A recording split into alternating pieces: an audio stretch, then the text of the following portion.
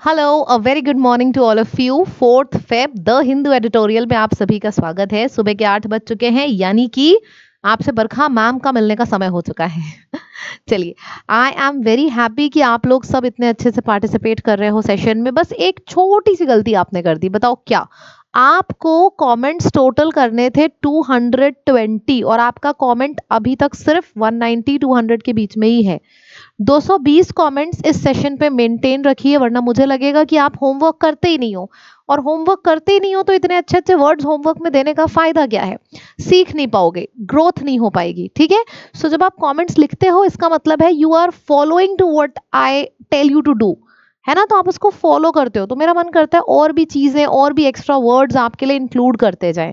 ठीक है, तो इस हफ्ते का टारगेट हमने 220 कमेंट्स का रखा है, इसको मेंटेन करके चलिए। ठीक है, चलिए जी, अब शुरू करते हैं हम अपने वोकैबुलरी की। पहला वर्ड है वल्नरेबल। बहुत बार किया है यार। वल्नरेबल मतलब बहुत वीक है, एक्सपोज्ड है, डिफेंसलेस, एवरी जिसको कोई भी आके अटैक करके 2 थप्पड़ मार के चला जाए, मतलब इतना वीक। और सीधी सी बात है कि वीक की बात होगी तो वीक तो हटाई दो, बहुत आसान सा शब्द है। वीक की बात होगी तो आपके दिमाग में और मेरे दिमाग में पूरी की पूरी लिस्ट चल ही रही होगी। क्या लिस्ट है, लिखना शुरू कर देते हैं। Feeble, enfeeble, frail, fragile, feeble, unfeeble, frail, fragile, flimsy, ये पूरी की पूरी लिस्ट आ जाएगी। vulnerable एक वर्ड यहाँ पे हो ही चुका है, मतलब कि वीक। ऑपोजिट हो जाएगा बहुत ही ज्यादा स्ट्रॉन्ग, सिक्योर, इनविंसिबल, जिसको कोई हरा ना सके, जो हमेशा जीते, वो इनविंसिबल होता है। कंसोलिडेट वर्ड में सॉलिड वर्ड आ रहा है, तो कंसोलिडेट का मतलब होता है जब किसी और को आप स्ट्रेंथन अप करते हो और ज्यादा सपोर्ट देते हो। जैसे ये व्यक्ति कमजोर है, मैंने इसको सपोर्ट दे दिया, इसके अंदर और मजबूती आ गई, तो मतलब कंसोलिडेट फील करना। स्ट्रेंथनिंग और कंबाइनिंग इनटू सिंगल, एक लकड़ी को तोड़ने में समय लगता है, अरे तुरंत टूट जाती है, लेकिन हम 10 लकड़ी का बंडल अगर साथ में रखेंगे तो वो नहीं टूटेगा। क्यों? क्योंकि वो कंसोलिडेट हो गया है, साथ में आ गया है, सॉलिड हो गया है, उसको तोड़ना मुश्किल हो चुका है। ठीक है, स्ट्रेंथन, यूनिफाई, मर्ज, या फिर हम बोल सकते हैं फोर्टिफाई। फोर्ट यानी कि किला, और किला मजबूत होता है ना? तो मजबूती से बन गया फोर्टिफाई। एक वर्ड बहुत इंपॉर्टेंट है और बहुत अच्छा वर्ड है, बॉल्स्टर। इसका भी मतलब होता है मजबूती देना, स्ट्रेंथन अप करना, सपोर्ट देना। ऑपोजिट वही हो जाएगा, एक तरफ मजबूती, मजबूती अमलगमेट साथ में करके आई है, ऑपोजिट हो गया आपने अलग अलग कर दिया है। This is unity and this is diversification, अलग अलग कर देना, तो ये डाइवर्सिफाई हो गया, अलग अलग हो गया, राइट? तो ये आपका सेपरेट है, डिवाइड है, सेग्रीगेटेड है, डिफ्यूज है, सेग्रीगेटेड है, तो इसका मतलब हो जाएगा अलग अलग। नेक्स्ट वर्ड है डोमिनेंस। डोमिनेंस वर्ड का मतलब होता है कौन डोमिनेट कर रहा है, मतलब कौन सबसे ज्यादा पावरफुल है, तो वो डोमिनेंस हो जाएगा। सबसे ज्यादा इन्फ्लुएंस किसका है, सबसे ज्यादा इन्फ्लुएंस किसका है, सबसे ज्यादा पावरफुल कौन है, तो powerful, influence, supremacy, control, authority, ये सब आ जाएगा। ठीक है, ऑपोजिट हो जाएगा इसका, एक तरफ मजबूती है, मतलब सबसे ऊपर है, hegemony. Yes, this is also a nice word, सबसे ऊपर की पोजीशन पे है। ठीक है, सुप्रीम, डोमिनेंस, कमांड, कमांड आ चुका है ना? कमांड भी एक बहुत अच्छा वर्ड है, वो भी आप लिख सकते हो यहाँ पे। ठीक है, अथॉरिटी, ऑपोजिट हो जाएगा इंफीरियर फील करना। सो इंफीरियर हो गया, वीक हो गया, वल्नरेबल, एक्सपोज्ड, सबऑर्डिनेशन, एक हो गया मेन, एक हो गया सबऑर्डिनेट। तो सबऑर्डिनेट हमेशा सेकंड पोजीशन पे आता है, राइट? नेक्स्ट वर्ड है अलायंस। अलायंस वर्ड ALLY आया है, ALLY, अलायंस। अलायंस का मतलब क्या होता है? गठबंधन, पैक्ट, साथ रहने का, आपस में दोस्ती है, अग्रीमेंट है। तो इसमें अग्रीमेंट वाली पूरी लिस्ट आप लिख सकते हो, साथ ही साथ आप दोस्ती वाली भी पूरी लिस्ट लिख सकते हो। LA का मतलब फ्रेंडशिप होता है, फ्रेंडशिप से बना है एमिएबल, तो फ्रेंडशिप से बना है तो एमिएबल हो गया, एमिकेबल हो गया, एमिएबल, एमिकेबल, एफेबल, एमिटी, ये सारा आ जाएगा। ठीक है, क्योंकि फ्रेंडशिप से बने हैं, ये सारे वर्ड्स भी फ्रेंडशिप से बने हैं। क्लियर है? ठीक है, ऑपोजिट हो जाएगा दुश्मनी है, दुश्मनी है मतलब सब आपस में राइवल हैं, तो राइवलरी हो जाएगा, राइवलरी। ऑपोजिशन डिसयूनियन, क्लियर है। आगे है कंसीडेड, कंसीडेड में क्या हो जाएगा, you are agreeing to one point, दो लोग एक चीज पे अग्री कर रहे हैं, सकम अग्री, बहुत बढ़िया। ये वर्ड नोट करिएगा, अच्छा वर्ड है। बाकी अग्री के तो सारे वर्ड्स आपको पता ही हैं, तो अग्री अग्री, असेंट, कंसेंट, पूरी लिस्ट आपके दिमाग में होगी। असेंट और कंसेंट सेम साउंड है। फिर आ जाएगा असीड, असीड के बाद कंसीड, असीड और कंसीड सेम साउंड है। Then it will be written as accord, और फिर आ जाएगा कॉनकॉर्ड, सेम साउंड है। इन सब का मतलब हो जाएगा people are agreeing to one thing. Opposite हो जाएगा डिनाई करना, रिजेक्ट करना, किसी के ऑपोजिट चले जाना, तो ये ऑपोजिट हो जाएगा। नेक्स्ट वर्ड है एरे, इसका मतलब होता है impressive display of range of things.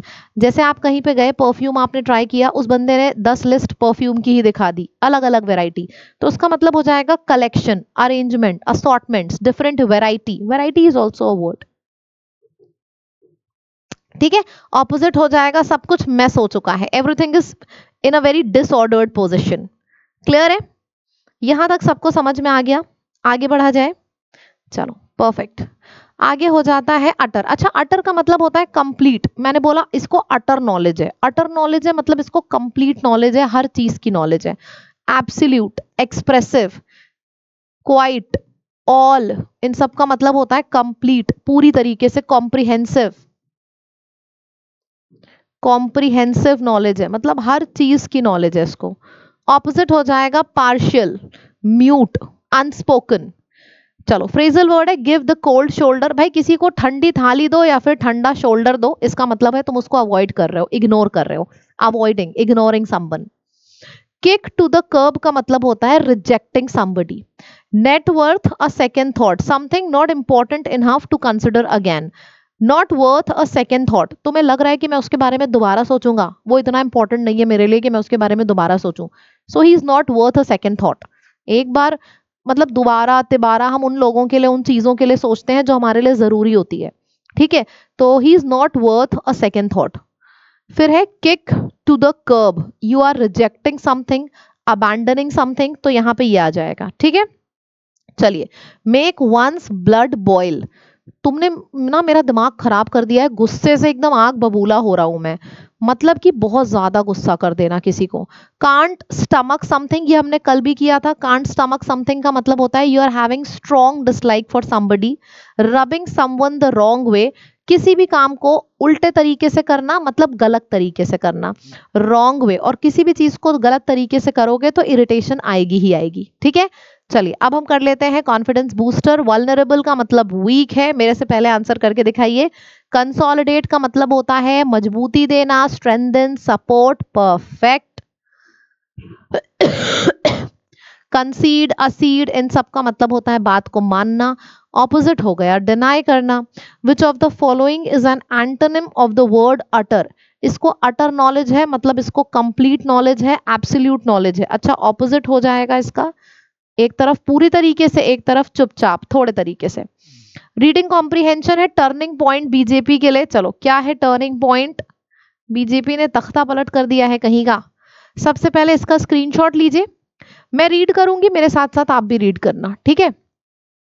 Expansion of the Bihar council of ministers, मतलब बिहार में जो काउंसिल ऑफ मिनिस्टर्स है वो एक्सपैंड हुए हैं। एक्सपैंड हुआ है मतलब उस काउंसिल में और भी मिनिस्टर्स ऐड हुए हैं। 7 न्यू मेंबर्स यानी कि 7 न्यू मिनिस्टर्स बिहार काउंसिल में ऐड हुए हैं, और ये सातों के सातों बीजेपी यानी कि भारतीय जनता पार्टी के हैं। तो ये फाइनली एक वुड बी विड्रॉइंग समथिंग, जैसे हमने कोई चीज देखी तो दिमाग में आया ना, अच्छा इसके पीछे ये रीजन है। तो जब हमने देखा कि 7 के 7 बीजेपी के हैं तो क्लियर दिख रहा है सबको, क्लियरेस्ट पब्लिक स्टेटमेंट है कि जो पार्टी है the party wants to write its term of engagement, मतलब party is rewriting its terms of engagement with its partner Janata Dal, JDU जो वहां की पार्टी थी बीजेपी क्लियर शब्दों में दिखा रही है कि हाँ, now BJP wants to partner with it in a very huge terms, क्योंकि साथ के साथ मेंबर्स, साथ के साथ मिनिस्टर्स सारे के सारे बीजेपी के हैं। बीजेपी में अगर देखा जाए तो टोटल हम देखें तो 36 में से 21 मिनिस्टर्स बीजेपी के हैं कैबिनेट पोजीशन पे, और जेडी के यानी कि जो जनता दल है उसके 13 हैं, इंक्लूडिंग चीफ मिनिस्टर भी जनता दल के ही हैं, नीतीश कुमार। हिंदुस्तानी अवाम मोर्चा के सिर्फ एक ही मिनिस्टर है और रिमेनिंग पोस्ट एक इंडिपेंडेंट पोस्ट है। मतलब अभी भी देखा जाए तो 21 बीजेपी के हैं, 13 जनता दल के हैं, एक मिनिस्टर सेक्युलर इसके हैं, हिंदुस्तानी अवाम मोर्चा, और एक इंडिपेंडेंट है। ठीक है। Assembly election, with the assembly election only a few months away, assembly elections Bihar में कुछ ही महीने दूर हैं, और बीजेपी ने क्लियर कर दिया है कि जनता दल जनता दल को एक तरीके से क्लियर मैसेज दे दिया है कि it will now act as the senior partner. कहते हैं ना इनडायरेक्टली कुछ पता चल जाना, तो बीजेपी ने इनडायरेक्ट टर्म्स में इंडिकेशन दे दिया है कि भाई तुम हमारे पार्टनर हो, लेकिन हम सुपीरियर पार्टनर है क्योंकि हमारे ज्यादा मिनिस्टर्स हैं। Expansion was after mister Kumar, और ये एक्सपेंशन हुआ कब? ये जो कैबिनेट में 7 मिनिस्टर्स बढ़े, ये सब हुआ, ये कब हुआ? ये तब हुआ जब मिस्टर कुमार यानी कि नीतीश कुमार ने बीजेपी के प्रेसिडेंट जेपी नड्डा के संग मीटिंग करी, और प्राइम मिनिस्टर नरेंद्र मोदी भी बिहार गए थे विजिट करने के लिए। ये सारी एक्टिविटीज जब हुई है इलेक्शन कैंपेन के टाइम पे, उसी के बाद ये हुआ कि डिसाइड हुआ कि will be increasing party, 7 ministers और आएंगे, और फिर सारे बीजेपी के थे। Assembly election 2020 was a turning point.